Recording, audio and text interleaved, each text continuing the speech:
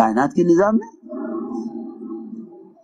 میرے دوستو عزیزو، حضور اکرم صلی اللہ علیہ وسلم نے اپنے صحابہ کو جو ایمان سکھلایا تھا وہ ایمان بالغیب سکھلایا تھا. ایمان بالغیب سکھلایا تھا کہ تم حالات کو دیکھ کر یہ مت کہنا کہ یوں ہو سکتا ہے.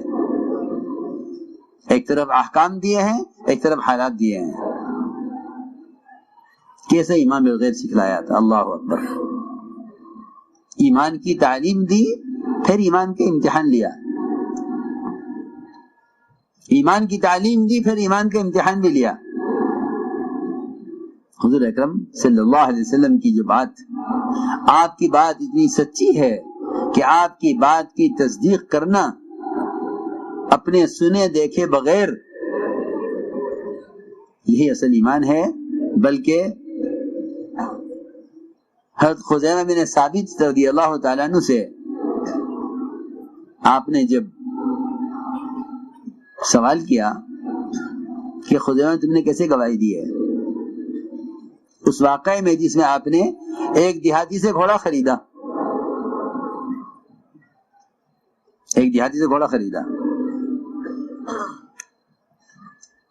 کہ کتنے کا ہے؟ کہ اتنے کا ہے. فرمایا آؤ ہم قیمت دیں اس کی. معاملہ ہو گیا، قیمت طے ہو گئی. آپ آگے بڑھے تیزی سے قیمت دینے کے لیے. ادھر پیچھے گھوڑے والا تھا، گھوڑے کو لے کر لوگ میرے گھوڑے والے سے گھوڑا بیچو گے؟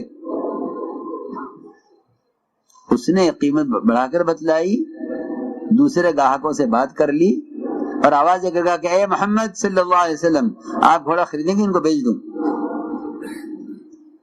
آپ نے فرمایا یہ گھوڑا تو میں تم سے لے چکا ہوں، میرا معاملہ تمہارا ہو چکا ہے. اس نے کہا نہیں، ہماری آپ کی کوئی بات نہیں ہوئی. اس کو پیسے زیادہ مل رہے تھے دوسروں سے. میں لے چکا ہوں. اس نے کہا نہیں، میری آپ کی کوئی بات نہیں ہوئی.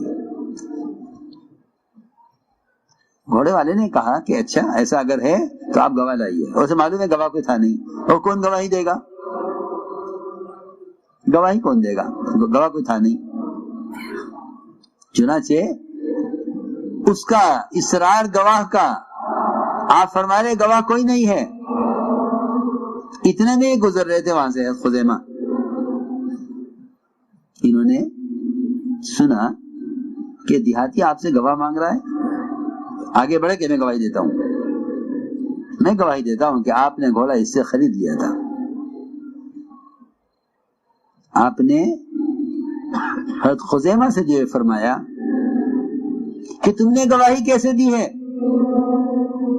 یہ سوال نبی کا، یہ سوال اس مقصد کے لیے نہیں ہے کہ آپ موقع پر نہیں تھے آپ نے کیسے گواہی دی، بلکہ نبی کا یہ سوال اس مقصد کے لیے ہے کہ خزیمہ اگر ہم تم سے ڈانٹ کر بھی پوچھے تم نے کیسے گواہی دی ہے تو ایسا تو نہیں کہ تم انکار کر دو. سنو میں کچھ کہہ رہا ہوں. یہاں خزیمہ کے ایمان کا امتحان تھا. ہمارے پوچھنے پر اپنی بات سے پھر تو نہیں جاتے. جی ہاں، کیونکہ نبی جس بات کو لے کر آئے ہیں اس کا ان کو خود یقین ہے.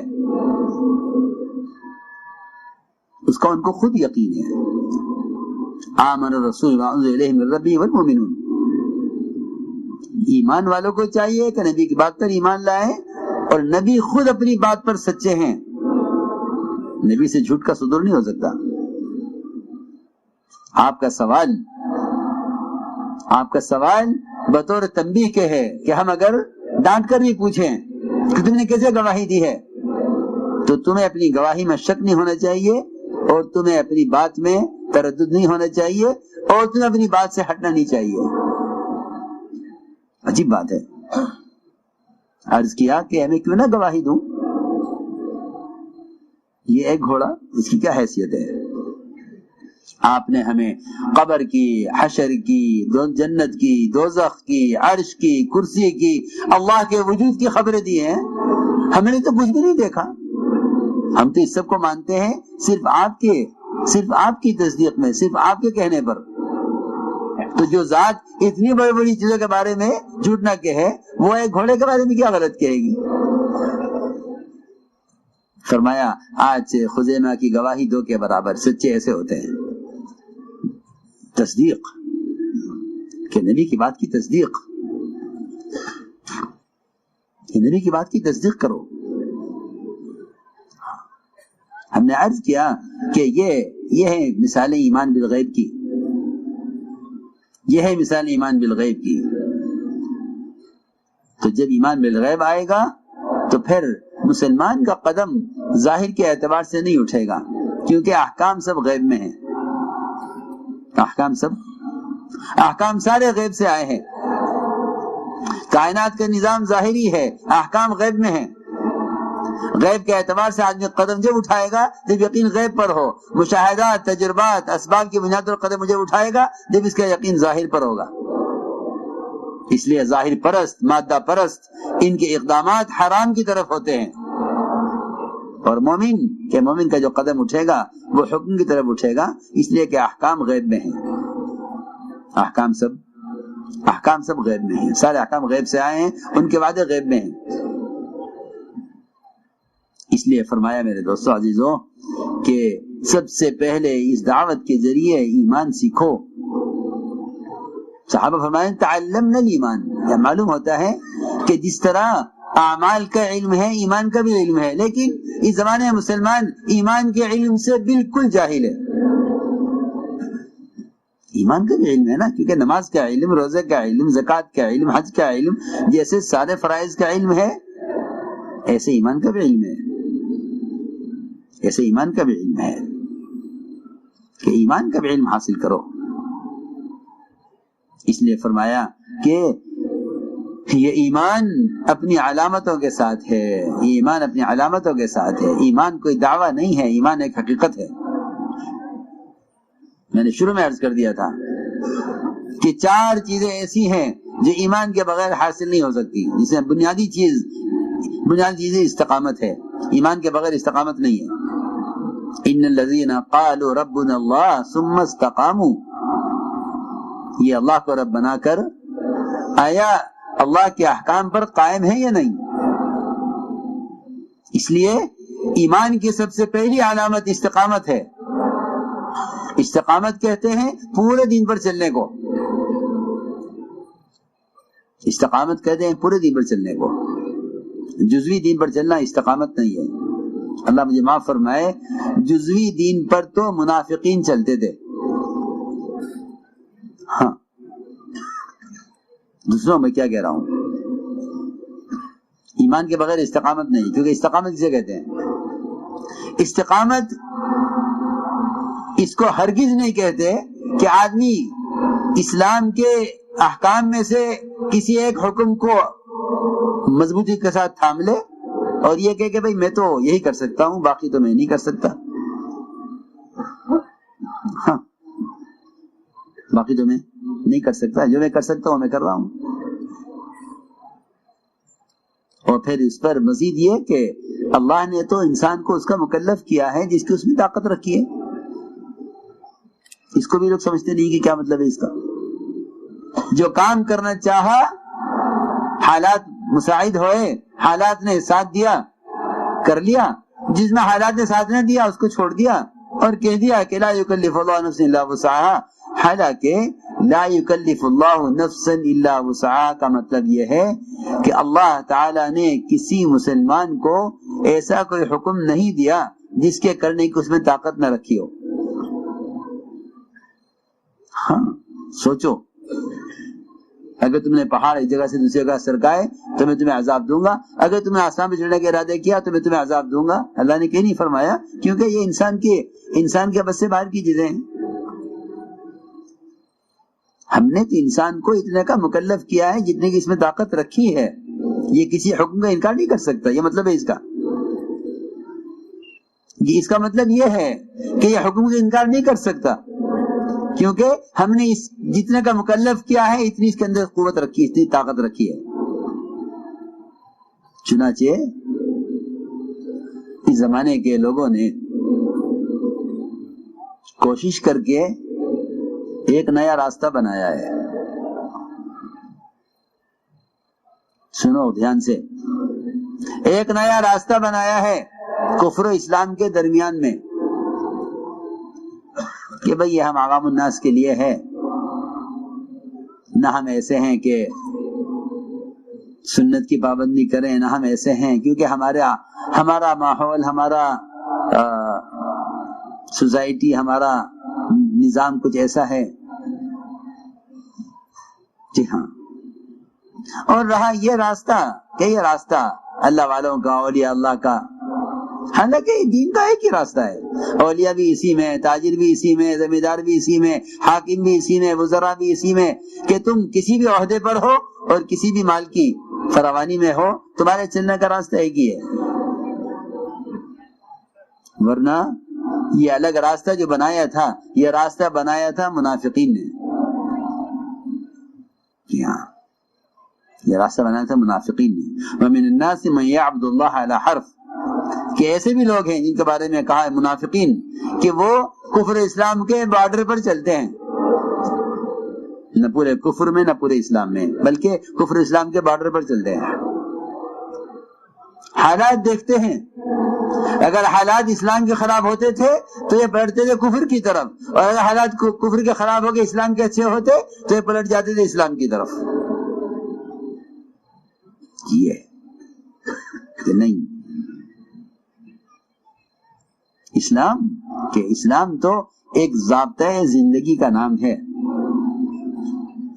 اور چند احکام پہ لیے چھانٹ لینا یہ اسلام نہیں ہے۔ اسلام تو ایک ایسا مکمل طریقہ زندگی ہے جس کا کوئی جز الگ نہیں کیا جا سکتا۔ جی ہاں، کوئی جز الگ نہیں ہو سکتا کہ چلو اتنا کام چھوڑ دو۔ آج کل لوگوں کا مزاج ہے، کہتے ہیں یہ تو سنت ہے، اس کا کرنا ضروری نہیں ہے، جی یہ سنت ہے، چھوڑ دو اس کو۔ حالانکہ خدا کی قسم اتباع سنت کے بغیر دین کامل ہو نہیں سکتا۔ فرائض اسلام میں داخلے کی شرائط ہیں، فرائض اسلام میں داخلے کی شرائط ہیں۔ اسلام کا تعارف، اسلام کی تشریح، اسلام کا کمال خدا کی قسم صرف اتباع سنت میں ہے۔ ورنہ حضور اکرم صلی اللہ علیہ وسلم اتباع سنت پر نہ چلنے والوں کو اور سنت کا اہتمام نہ کرنے والوں کو جب آپ کہیں گے قیامت میں میری امت، اللہ فرمائیں گے نہیں آپ نہیں جانتے آپ کے بعد نے آپ کے طریقوں کو کیسے مٹایا ہے،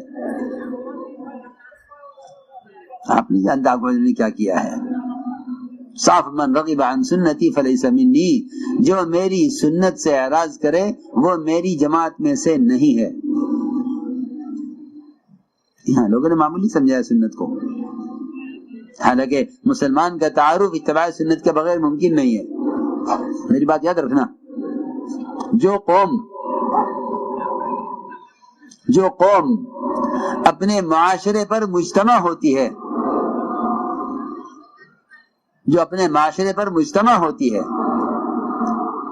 ساری دنیا کا قانون اور ساری دنیا کی طاقتیں ان کا کچھ نہیں بگاڑ سکتی۔ جو قوم اپنے طریقوں پر مجتمع ہوتی ہے، مسلمان اتباع سنت پر مجتمع نہیں ہے۔ حالانکہ میں صاف طور پہ کہتا ہوں کہ بعض قومیں ایسی ہیں اس وقت جو اپنے مذاہب میں عبادت سے ہٹ کر، میری بات توجہ چاہے گی بہت، بعض ایسی قومیں ہیں اس وقت اس ملک میں بھی ہیں جو عبادات سے ہٹ کر، عبادات کے علاوہ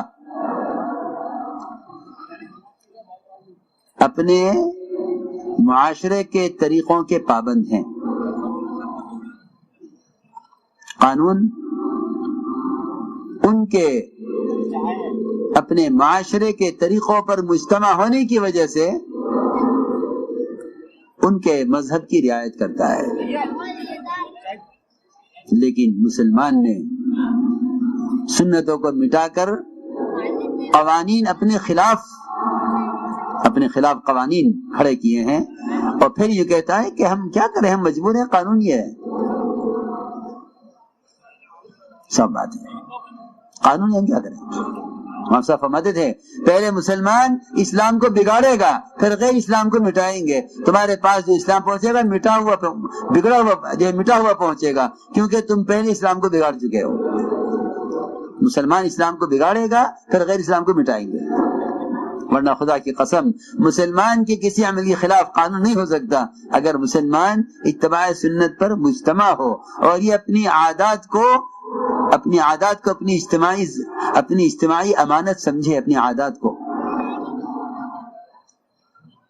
میں بہت اہم بات کہہ رہا ہوں، مسلمان اپنی عادات کو، ان کی شادیاں، ان کی شکلیں، ان کے لباس، ان کے طریقے، ان کا اٹھنا بیٹھنا، ان کا کھانا پینا، اگر مسلمان اس پر مجتمع نہیں ہے تو قانون ان کے اسلام کے خلاف یقیناً بنے گا، اور یہ کہیں گے ہم مجبور ہیں. حالانکہ یہ اللہ کے ہاں مجبور قرار نہیں دیے جائیں گے، اور ان کی مدد بھی نہیں کی جائے گی. ہاں، یہ ایک حقیقت ہے جو میں کہہ رہا ہوں.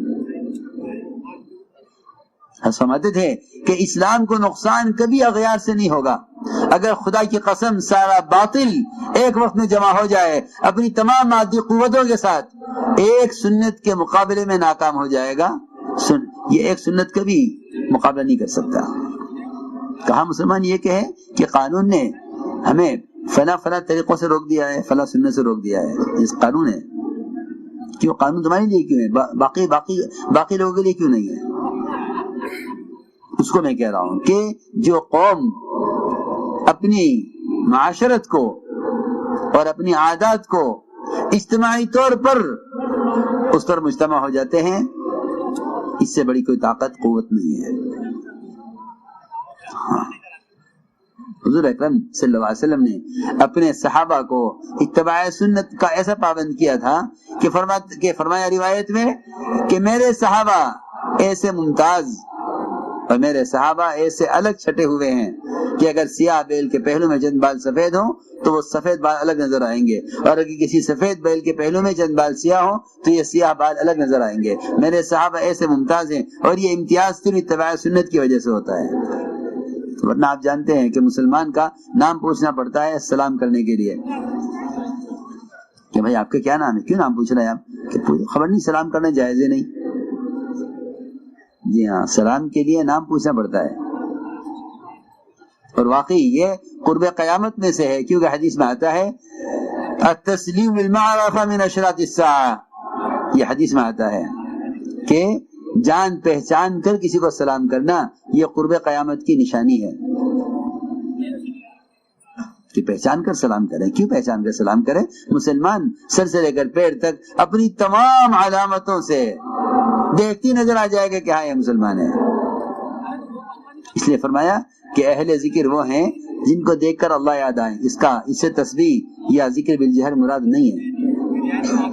اس سے ہاتھ میں تسبیح کا ہونا یا ذکر بالجہر مراد نہیں ہے کہ آپ کہ ذاکر وہ ہے اس کو دیکھ کر اللہ یاد آ جاوے. کہ ذاکر اسے کہتے ہیں کہ جس نے جو ذکر کے ذریعے اتباع سنت پر ایسا آ گیا ہو کہ دور سے دیکھ کر اللہ یاد آئے کہ ہاں یہ اللہ کا بندہ ہے جو نبی کے طریقے پر ہے. ہم نے عرض کیا کہ ایمان کے بغیر دین پر استقامت نہیں ہے. ایمان کے بغیر دین پر استقامت نہیں ہے. استقامت کسے کہتے ہیں؟ اللہ نے فرمایا وَأَنِ اعْبُدُونِي هَذَا صِرَاطٌ مُسْتَقِيمٌ کہ تم میری عبادت کرو یہ سیدھا راستہ ہے. جی ہاں، میری عبادت کرو یہ سیدھا راستہ ہے. وَأَنِ اعْبُدُونِي هَذَا صِرَاطٌ مُسْتَقِيمٌ میری عبادت کرو یہ سیدھا راستہ ہے.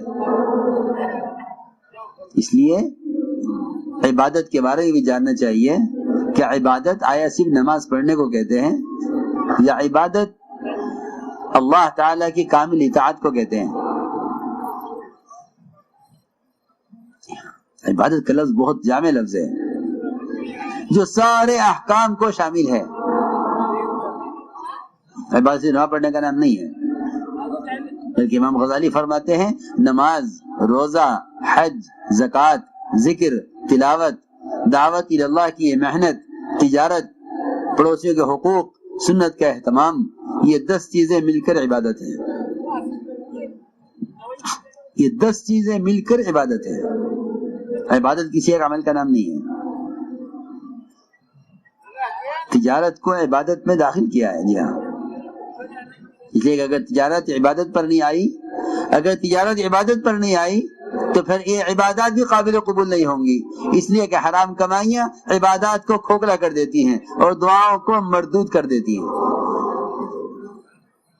جی ہاں، تفصیل ہے کہ ہم نے جو احکام دیے ہیں اس میں کوئی حکم بھی چھوٹا نہیں ہے، بلکہ یہاں تک آتا ہے کہ اگر کوئی کسی چھوٹی سی گاؤں، کسی چھوٹی سی آبادی کا گاؤں، کسی چھوٹی سی آبادی کا گاؤں کسی ایک سنت کے چھوڑنے پر مجتمع ہو جائے اور یہ اعلان کر دے کہ ہم اس سنت پر عمل نہیں کریں گے، تو اس گاؤں سے قتال کرنے کا حکم ہے اس سنت کو زندہ کرنے کے لیے.